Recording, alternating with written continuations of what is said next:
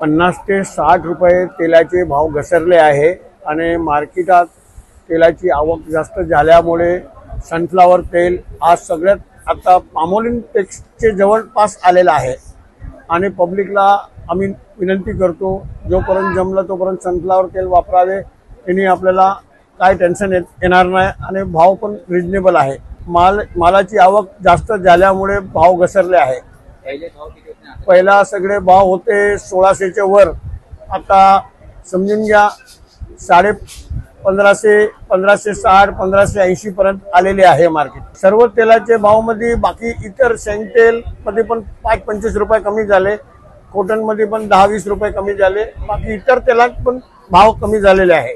पब्लिकची मागणी आहे आणि पब्लिक घेते माल, भाव स्वस्त मिळाल्यावर पब्लिक येते घ्यायला।